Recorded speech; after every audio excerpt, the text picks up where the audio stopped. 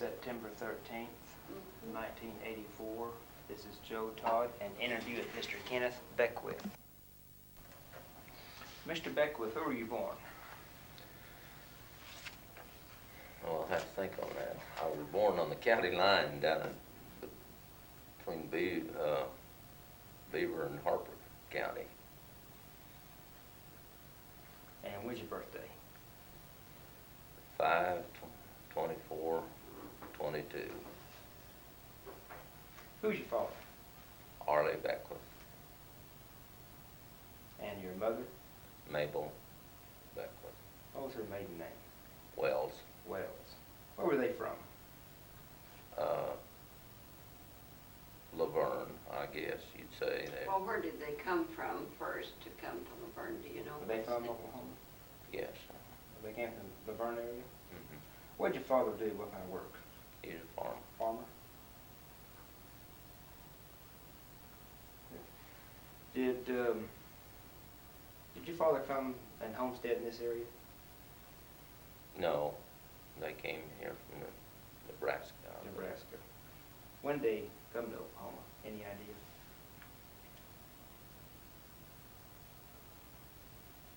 No, I couldn't tell you. As a little boy, what kind of chores you do in the farm? Gathered kindling. Seemed to me like that was a never-ending job. Carried water.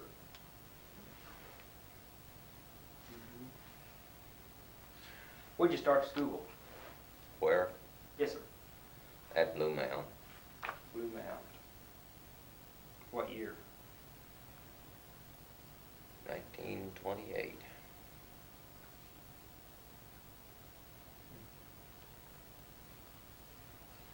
How big was the school? You mean student-wise? There was around 300 kids went to Blue Mound.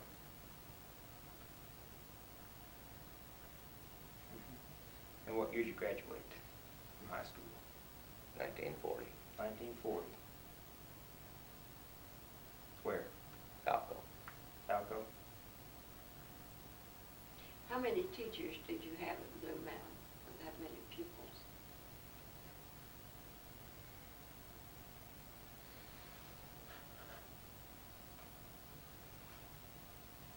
I think there was around 7 to 8 teachers.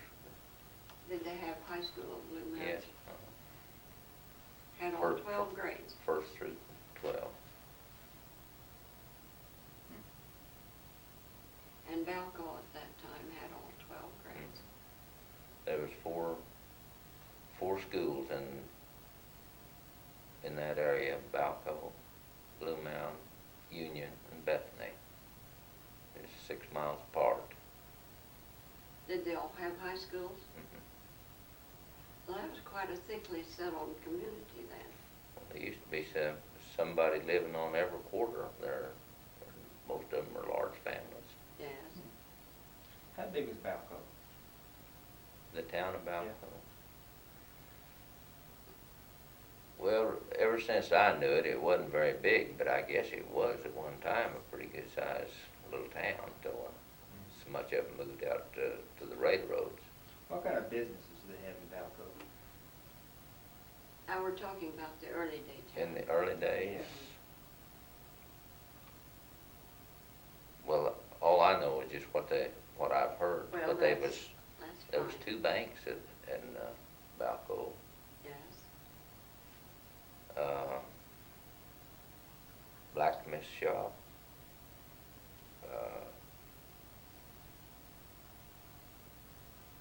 Hotel.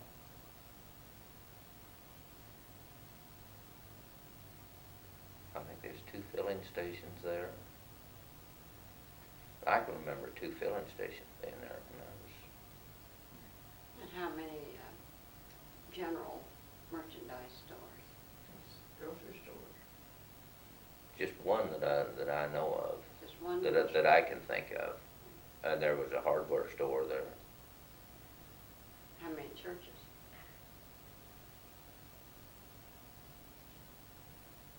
I know there was a Baptist church there. Baptist church, I believe, was, in the early days, was about the only one that was there. Yeah, of course, the Apostolic Church was formed there in, probably in 1945, something like that. What size town is Balko now? Well, it is pretty small. There's 2 churches there and a No few business. residents. No business. No business. I, don't shake your head, I want you to talk to me. After high school, what'd you do? I went to work at Wichita in an aircraft factory. What was the name of the factory? Aeor Parts. Aeor Parts. And what'd you do there? I was a riveter. And how long did you work there? Just a little over a year. Then what'd you do? I went in Uncle Sam's Army. I was drafted. In Wichita? While I was in Wichita, yes. What'd you have basic? I had basic at Shepher Field, Texas. What was basic training like in 41? Oh, we thought it was rough, but I don't know whether it was any rougher then than it is now or not. But coming off the farm, we thought it was really rough. Where were you on Pearl Harbor Day? December 7th, 41. I was in Wichita. What was your first reaction when you heard about Oh, I don't know. You know, a young person, you know that you're going to be in the Army, so I don't know as I really had a... After basic training, what'd you do? I went to Chicago to radio school.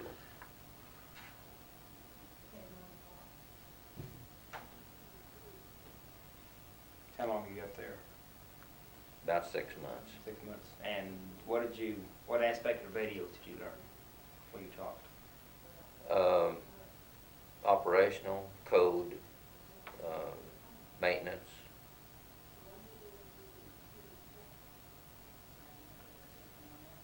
Then what'd you do? I went from there to Salt Lake City to gunnery school.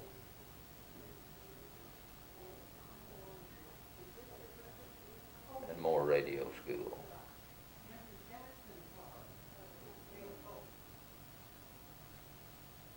Then where? We was put into a crew and I went to Tucson, Arizona for phase training. What's phase training? That's where you're working together, your whole crew, learning to fly together, to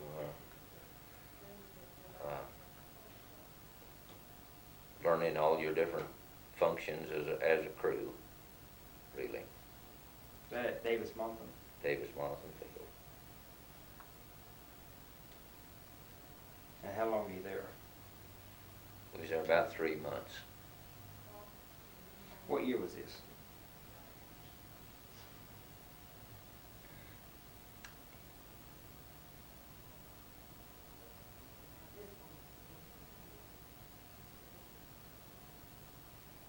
Well, it had been 1942.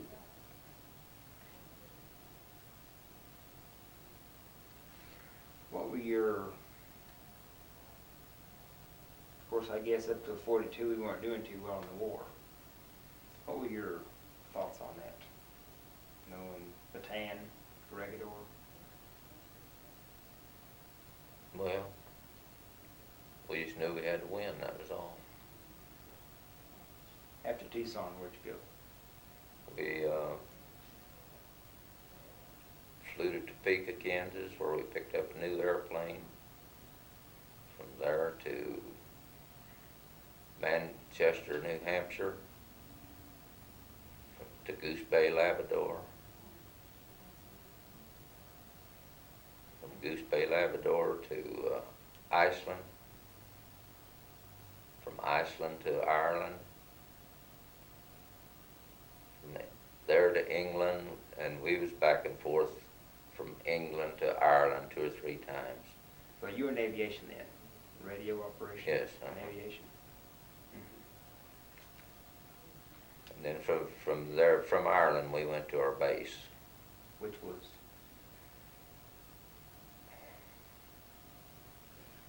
Shipton, England. What kind of base was it? B-24 base. Is that what you flew on?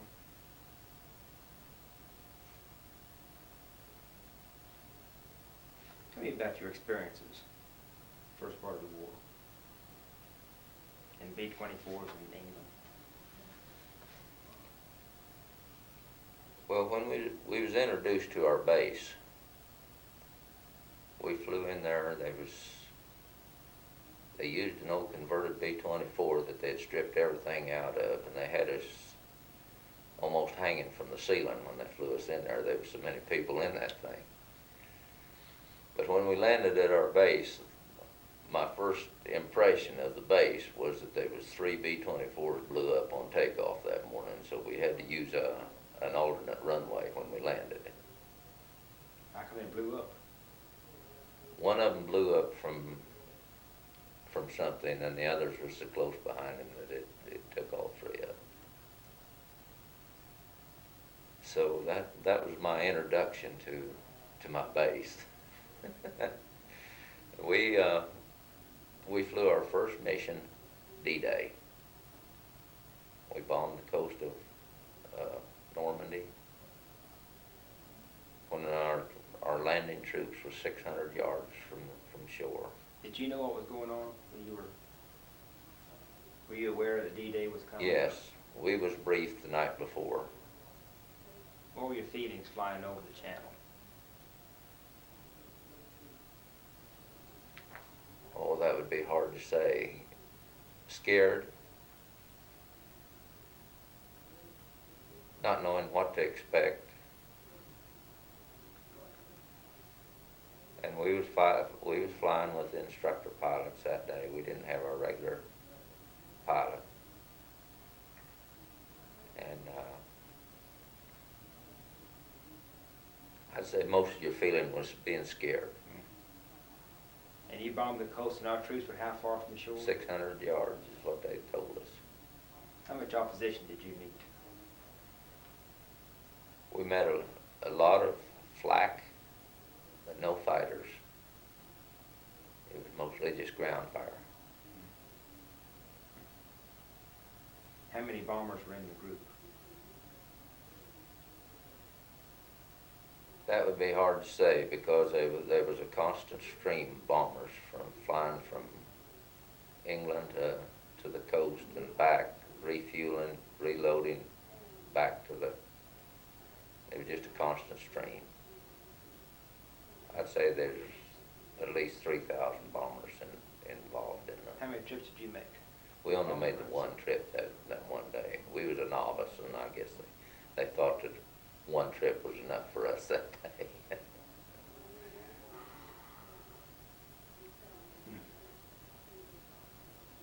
How many ships were in D-Day? Any idea? Or what did the ocean look like with all the ships and men out there?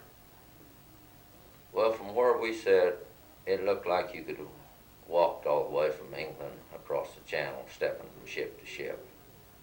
They was that close.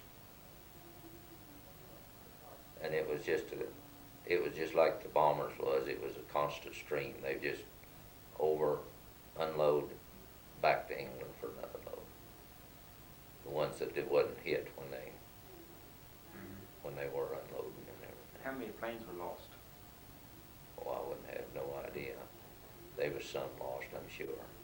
Then what you do after D-Day? After D-Day, we flew, well, from the 6th day of June to the 13th day of August, we flew 31 missions, I'm sorry. We got shot down on our last mission. Okay, now, What do you consider a mission? What is a mission? The mission was from England to cross to the continent, dropping our bombs, returning. And what area were you bombing? We bombed all over Europe, from Berlin to Munich, Stuttgart, Frankfurt. Now, how many men are on the crew of B-24? 10 men. 10 men. What are the different positions? Pilot, co-pilot, navigator, bombardier, radio operator, engineer, gunners. And you were the radio operator. I was radio operator. I guess most everything was in code then, at that time. Yes, everything was in code. How did you, what kind of code, how did you code the message and then decode the messages? We carried a decoder, which was made up new every day. That's what we got at our briefing of the morning when we went into to the briefing on our mission. The radio operator was given a decoding message sheet. Now, was the radio, was it more like Morse code or was it a It was voice Morse radio? code. Morse code. This was put on a sheet of rice paper, and if anything happened, you were supposed to eat it. So that it would never fall in enemy hands. Yeah. How many pieces of equipment like that were on the airplane? Did you have the Northern bomb sight at that time? Yes. And was it also to be destroyed in case? Mhm. How many other pieces of equipment were to be destroyed? Navigational equipment, if you had time. Yeah. Tell me about getting shot down. Where were you? What happened? Well, we was on our last mission. We already had our ticket, you might say, our tickets back to the United States. This was supposed to be our last mission. We were supposed to finished it up on a milk run. No fighters, no flak. Go over, drop our bombs, come back. Very easy. But it seemed like the Germans didn't understand that. They moved some ground fire in the area in which we was in. And we were shot down from ground fire. ACAC. How high were you? We was flying 20,000 feet when we got hit. Where were you hit? What part of it? Left wing. Blew one motor completely off. Blew the prop off of the other left-hand motor. All the cowling, cut the hydraulic lines, everything was, flak came through the waist, into the waist, cut all the hydraulic lines. They was all on fire when we bailed out.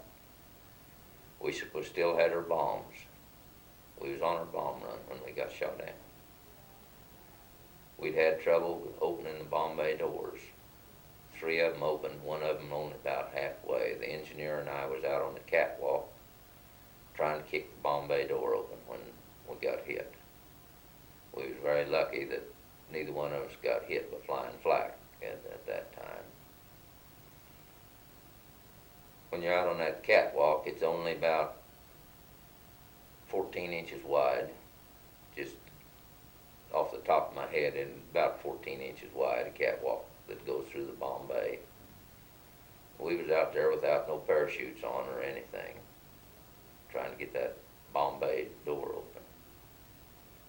When we got hit, we managed to make it back to the flight deck, get our parachutes on, and bail out from there. How many bombs did you carry in a B-24? Well, we carried 52 anti-personnel bombs. We carried 12 heavy bombs, or 2 blockbusters, What's a blockbuster? 2,000-pound bombs. And you say you had heavy bombs? We was carrying anti-personnel bombs. We had 52 anti-personnel bombs. What do they consist of? A little bit of everything. Nuts, bolts, razor blades, Shrapnel shrapnel. What kind of explosives they have, those bombs? Well, I suppose it was TNT of some kind. So you bailed out. We bailed out. Then what happened? Where were you? Were you over France? We was over France. Wasn't very deep into France. We were just bombing targets of opportunity that day. They was letting us finish up our missions. We were just picking out bridges, airfields, whatever, just targets of opportunity.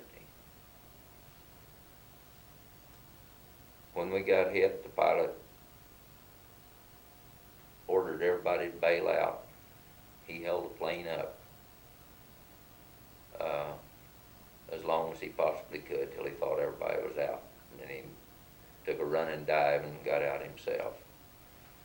What we didn't know was one of our crew members, he was going to be stubborn. He was going to stay with the plane till he knew that that wasn't going to take it back to England and leave him over in Germany. And so he bailed out after the pilot bailed out. The pilot said about 10 seconds after he bailed out, she blew into 1,000,000 pieces. And the other crew member bailed out after he did, so it was a close shave. Was anyone injured when you got hit?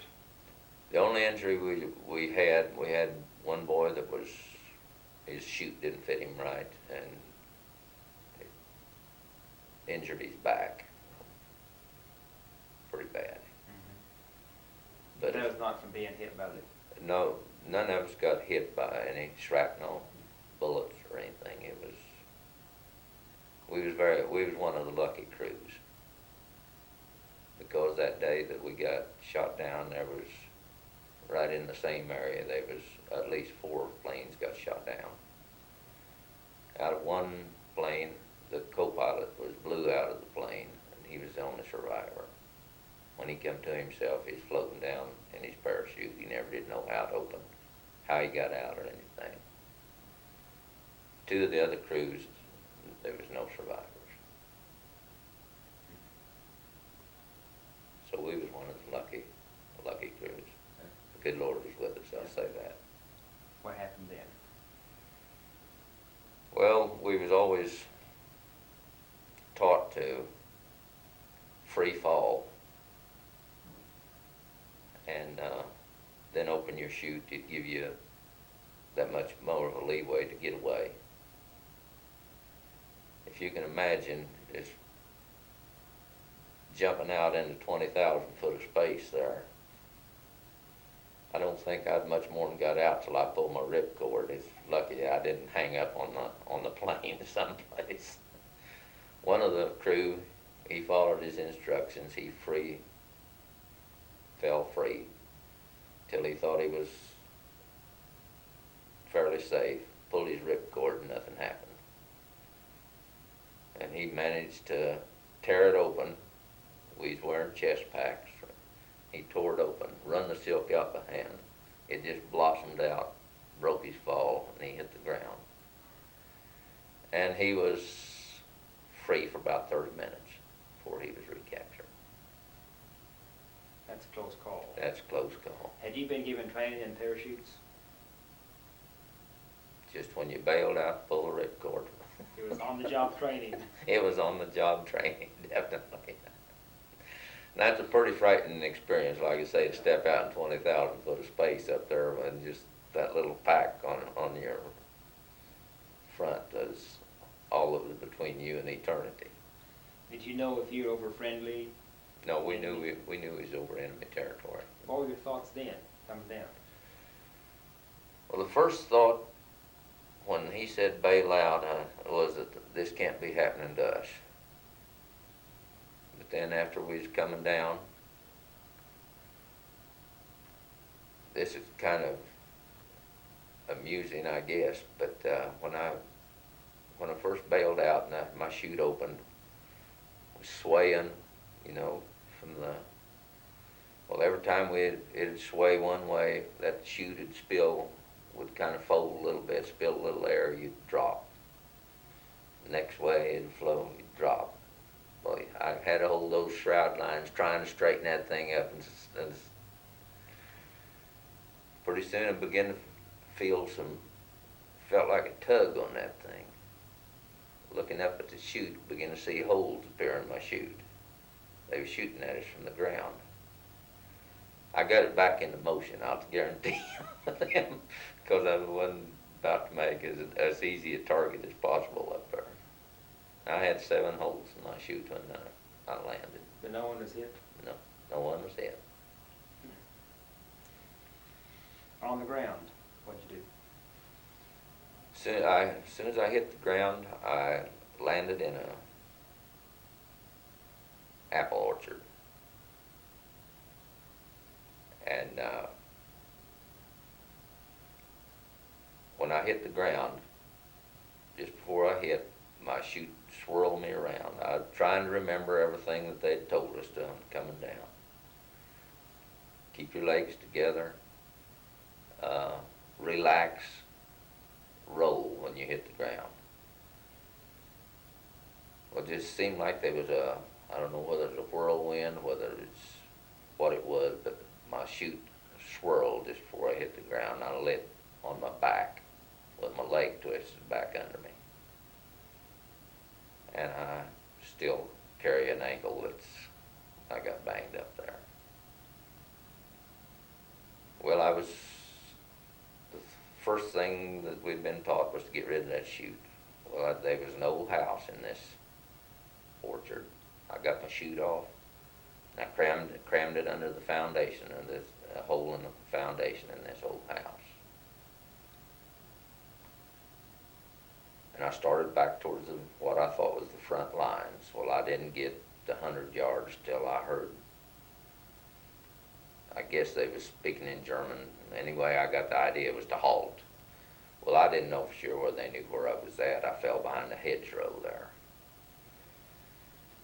They shot with a machine gun over the hedgerow. Well, I laid still. The next burst cut the top of the hedgerow off. The next burst dug the dirt up about 6 inches in front of my face, and I come out with my hands up. They came and searched me. I had no weapon. We didn't carry no weapons of any kind. After that, they put me in a car and took us back a ways from the front. We was close to the front lines. Did you capture the whole crew? Yes, they captured the whole crew, and we was always scattered out over, I'd say, 4 or 5 mile area. What were your thoughts at that time, being captured by the Germans? Survival, mostly. We didn't know whether we'd be shot on the spot. We didn't know what to expect. They took us back to a barn,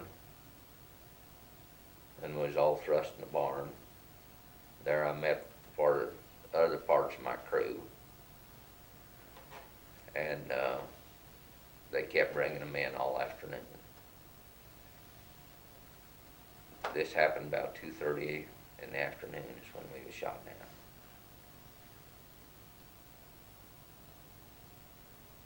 That night, all but 2 of our crew had been brought together. They put us in a truck with several others that they'd captured, some infantry, some different paratroopers and different things. And they started us back towards the back. My pilot, he was sitting next to me, and he said that he had to escape. He had to get away. His wife was expecting a baby any time, and he said he was afraid of what the shock of missing in action would be. He wanted me to go with him. And I told him, I said, Johnny, you go, because this ankle, I'd just be a hindrance. And talking to him later, he cut his way out. This was a covered truck that had canvas over it. He cut his way out and slipped He was black, pitch black. They had guards sitting in the back of the truck. And he dropped out right among a column of German soldiers that was going to the front. He could speak perfect German, and he just fell in with them in the dark and gradually worked his way out and dropped out of the column. 4 days later, he was back in England. We all told him if he got away to notify our folks. We was all, at that point, we was all okay.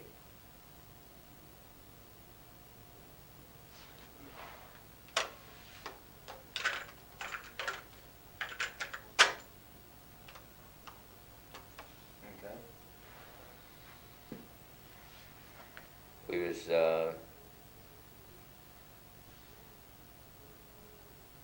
taken to a holding, I guess you might call it a holding place, where that they had a whole group of prisoners that was all nationalities and all branches of the service. Did you know where you were? No, all we knew was in France. So then we was loaded on trucks. We got strafed by our own planes there. Fighter planes came over and strafed. Actually, we thought they were strafing us, but they was strafing an ambulance, German ambulance that was being brought up. An ambulance. An ambulance. Thought that was against. Regulations. Yeah.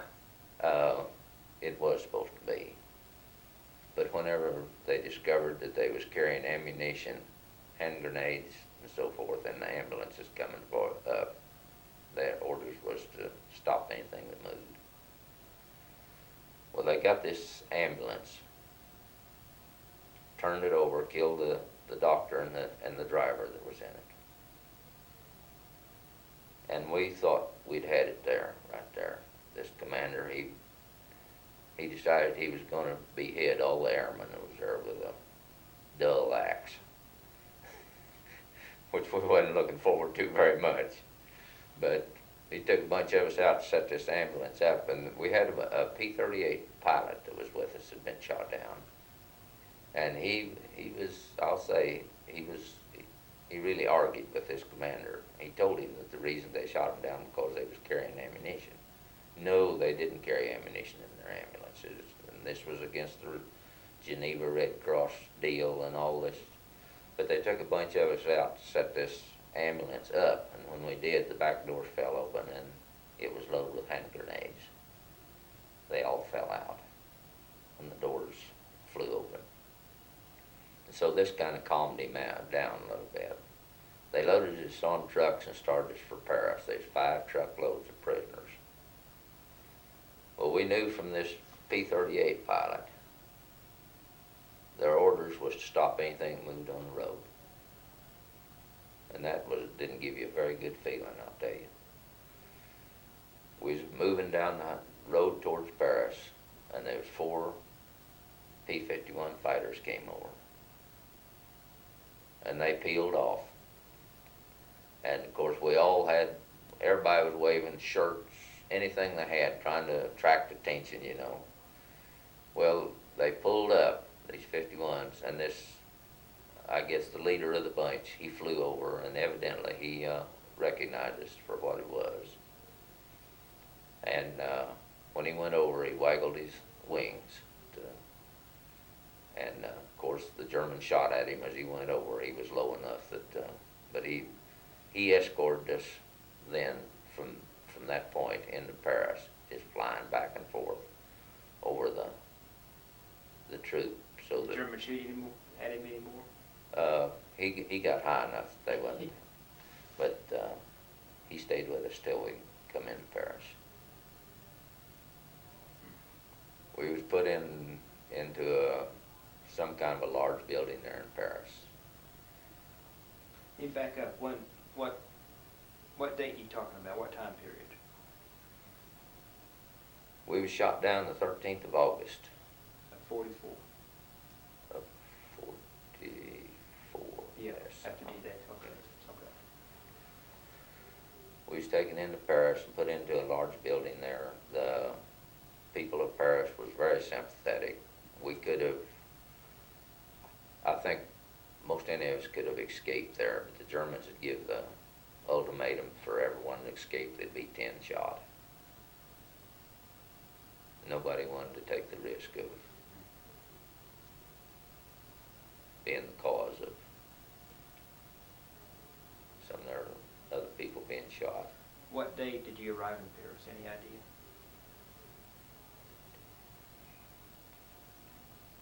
Had to be around the 16th of August.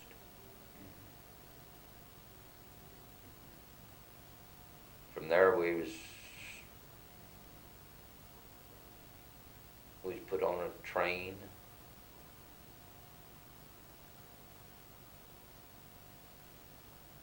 We left Paris by truck and we was taken to a railroad station, and there we was put onto a train and to go into Germany.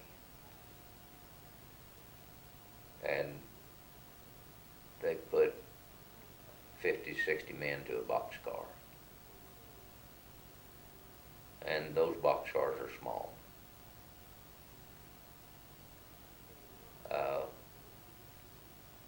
There was people that was on there that had been wounded,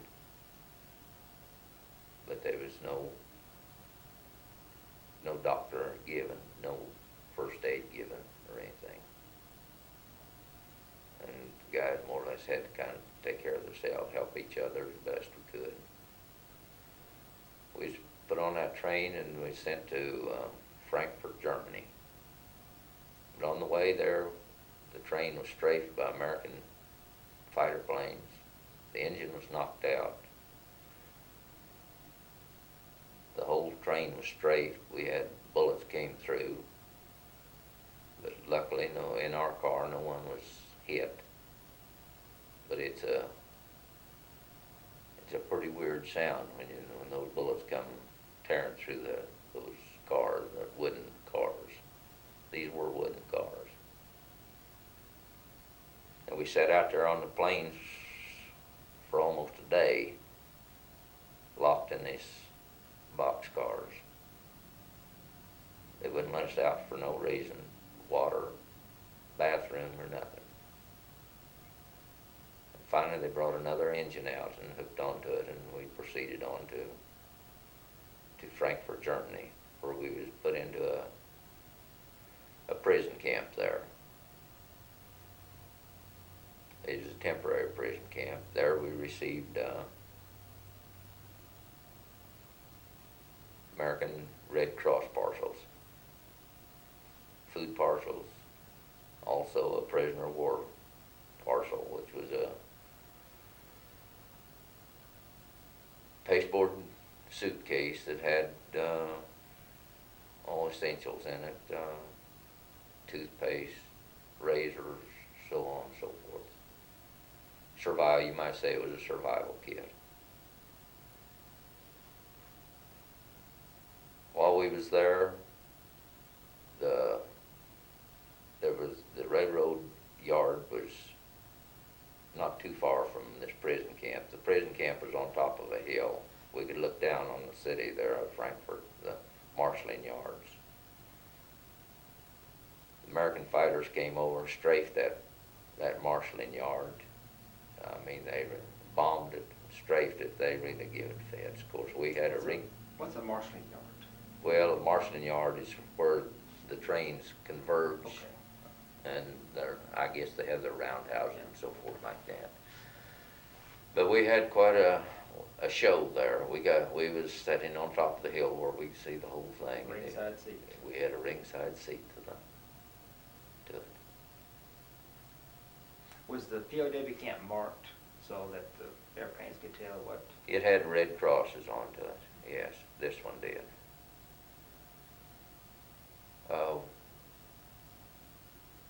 We got to see several interesting things while we was there.